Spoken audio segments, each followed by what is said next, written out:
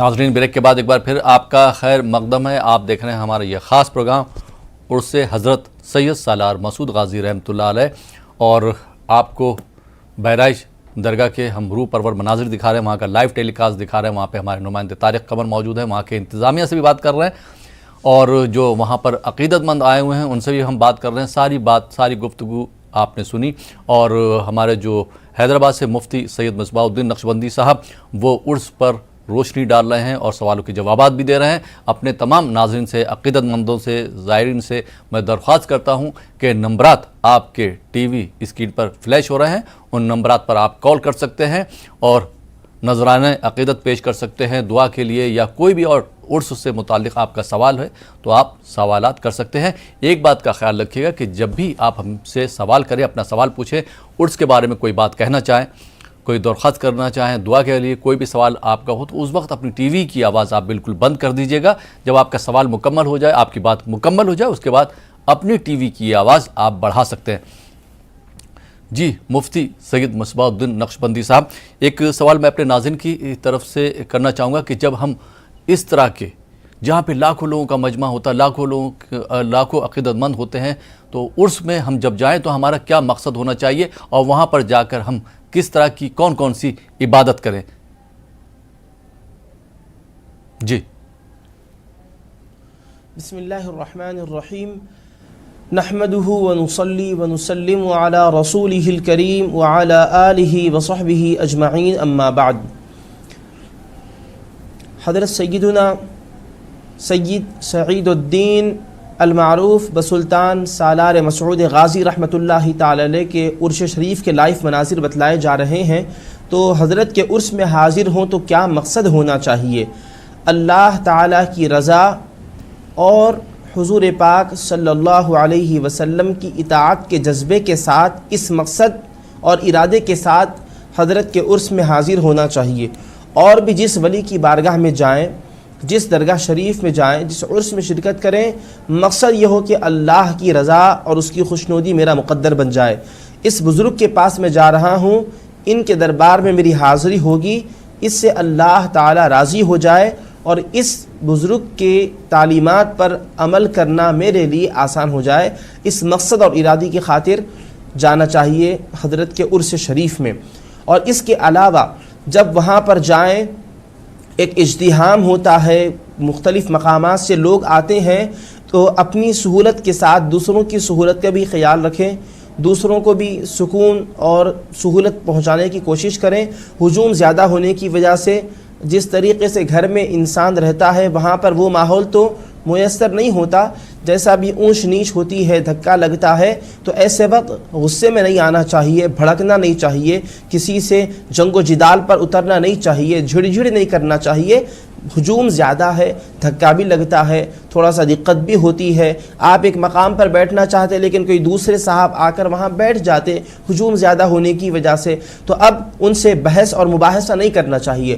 صبر کے ساتھ ایسے ازدحام والے مقام پر صبر کے ساتھ رہیں, اور ایثار و قربانی کا جذبہ بھی اپنے پاس ہونا چاہیے کہ آپ کوئی چیز لینا چاہتے تھے, کوئی دوسرا لے لیا, جلال میں نہ آئے, غصے میں نہ آئے, صبر کے ساتھ تحمل کے ساتھ رہیں. بیٹھنا چاہتے تھے, کوئی دوسرا بیٹھ گیا, تحمل کے ساتھ رہیں. کسی کا دھکا لگ گیا, اب اس پر غصہ ہو گئے, اس کو ایل فیل بک دیا, ایسا معاملہ نہیں ہونا چاہیے.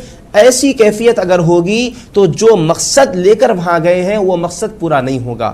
صاحب عرس اور صاحب آستانہ جو ہیں وہ بھی خوش نہیں ہوں گے, کیونکہ اللہ والے یہی تعلیم دیتے ہیں کہ مومن وہ ہے جس کی زبان سے, جس کے ہاتھ سے دوسرا مسلمان سلامت رہے. تو فکر اس بات کی ہو کہ نہ تو ہماری زبان سے کسی کو تکلیف پہنچے, نہ تو ہمارے اعضاء و جوارح سے کسی کو تکلیف پہنچے, اس بات کی فکر کرنی چاہیے. جی بہت بہت شکریہ مفتی صاحب. اور آئیے اس جواب کے بعد کچھ عقیدت مندوں کو پروگرام میں شامل کرتے ہیں, دیکھتے ہیں یہ عرس سے متعلق یا دیگر موضوع سے متعلق کیا سوالات کرنا چاہتے ہیں.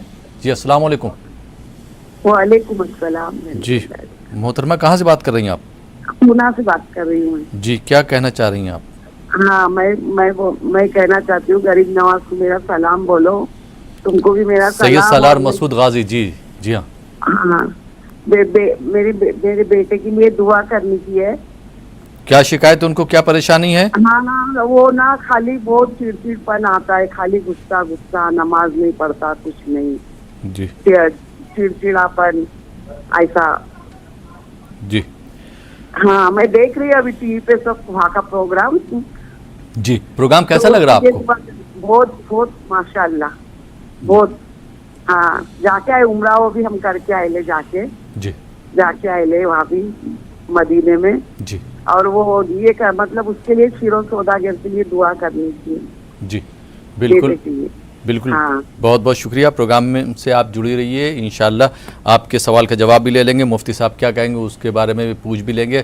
دعاؤں کا بھی جو ہے وہ رہے کہ دعا بھی مانگی جائے گی انشاءاللہ پروگرام کے آخر میں. اور نمبرات لگاتار فلیش ہو رہے ہیں. اپنے ناظرین سے میں ایک بار پھر درخواست کروں گا کہ آپ جو ہے سوالات کر سکتے ہیں, سوالات پوچھ سکتے ہیں. عرس کے مطابق کوئی بھی آپ کا سوال ہے, کوئی بات بتانا چاہ رہے ہیں تو آپ بتا سکتے ہیں. پروگرام میں شرکت کر سکتے ہیں, پروگرام کا حصہ بن سکتے ہیں. ایک اور عقیدت مند کو پروگرام میں شامل کرتے ہیں. السلام علیکم. وعلیکم السلام. جی کہاں سے بات کر رہے ہیں؟ اللہ وبرکاتہ. میں اقربان سے بات کر رہی ہوں, نسیمہ بیگم. جی کیا بتانا چاہیں گے نسیمہ صاحبہ؟ ہم بتانا چاہ رہے ہیں ہمارے بھائی کی طبیعت بہت خراب ہے, ہمارے بھائی کے لیے دعا کریے. بالکل. کیا ہو گیا بھائی کو؟ بھائی کی کیا طبیعت خراب ہے؟ ان کا آپریشن ہوا ہے. کس چیز کا؟ ہاتھ کا. ہاتھ کا. ہاتھ میں کیا چوٹ لگ گئی تھی, ایکسیڈنٹ ہو گیا تھا, کیا ہوا تھا؟ جی ٹھیک ہے.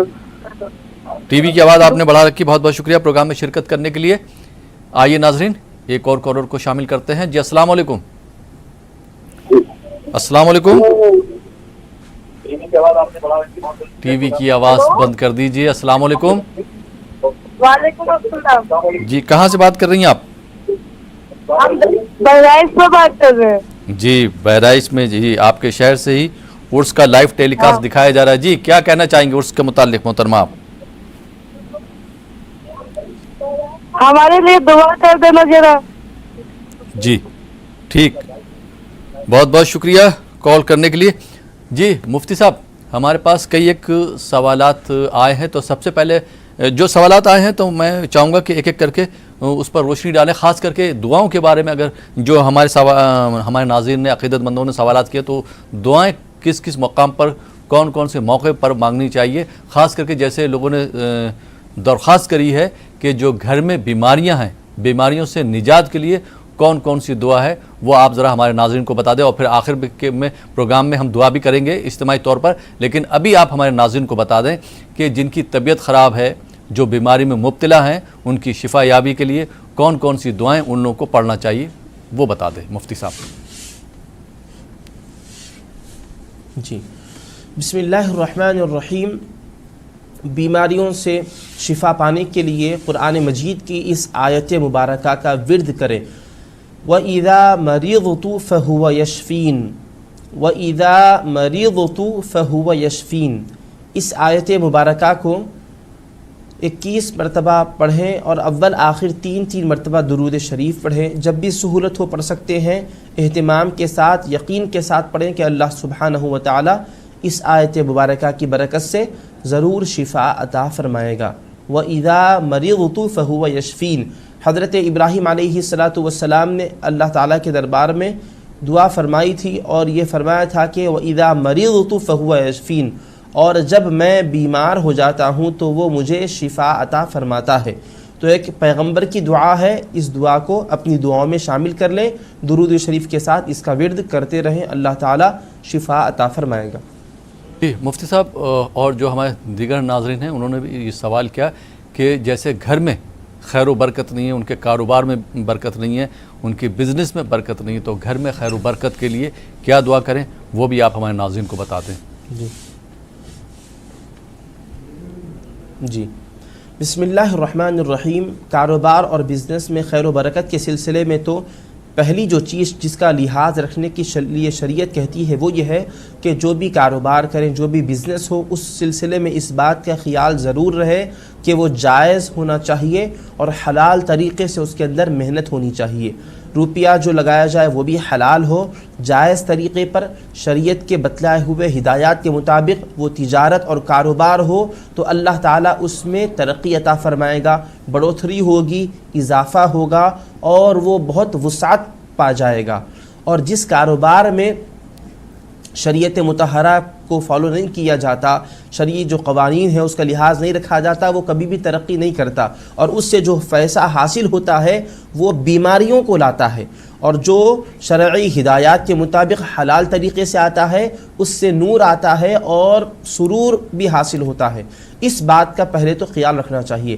اس کے علاوہ تمام افراد خانوادہ اس بات کا خیال رہے کہ نمازوں کا اہتمام ہو، نیک کام کیے جائیں، نمازوں کا پابندی کے ساتھ اہتمام ہو، اور گھر کے اندر صبح اور شام کے وقت میں تمام افراد خانوادہ درود شریف کا اہتمام کریں۔ اجتماعی طور پر اہتمام کر سکتے ہیں تو بہت اچھی بات ہے، یہ خیر و برکت کے لیے بتا رہا ہوں۔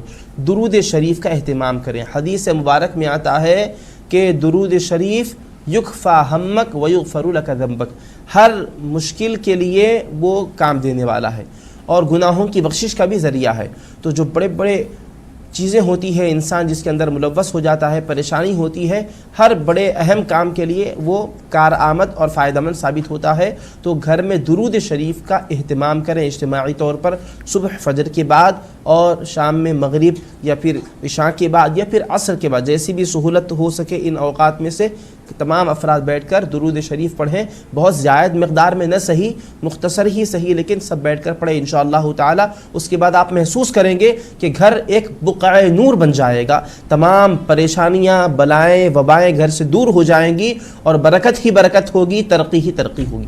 جی بہت بہت شکریہ مفتی صاحب۔ ناظرین جو ہے آپ ونڈو میں وہاں کے بہرائش عرس کے مناظر بھی دیکھ رہے ہیں، اور جو مفتی صاحب عرس کے موقع پر روشنی ڈال رہے ہیں، دعاؤں کے بارے میں بتا رہے ہیں، آپ اس سے بھی فیضیاب ہو رہے ہیں۔ مفتی صاحب، بہت سے ہمارے جو ناظرین عقیدت مند ہیں ان کے سوالات اس طرح کے بھی ہیں کہ ان کے بچے جو ہیں وہ کہنا نہیں سنتے ہیں، ضدی ہیں، اور کچھ لوگوں نے یہ بھی شکایت کی ہے کہ ان کے بچوں کو غصہ آتا ہے، تو غصہ نہ آئے اور فرما بردار بچے ہوں، اس کے لیے بھی کوئی اگر دعا ہو تو وہ بھی بتا دیں مفتی صاحب۔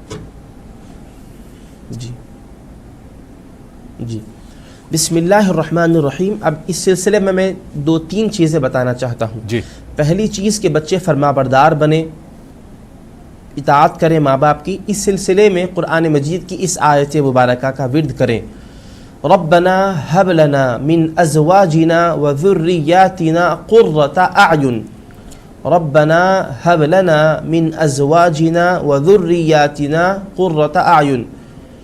اس آیت مبارکہ کا ورد کریں والدین جو صاحب اولاد ہیں اور چاہتے یہ ہیں کہ ان کی نافرمان اولاد فرما بردار بن جائے، ان سے چین، سکون اور سکھ ملے، وہ اس دعا کو پڑھتے رہیں 5 وقت نمازوں کے بعد، اول آخر 3 مرتبہ درود شریف پڑھیں اور 11 مرتبہ اس آیت مبارکہ کو پڑھیں۔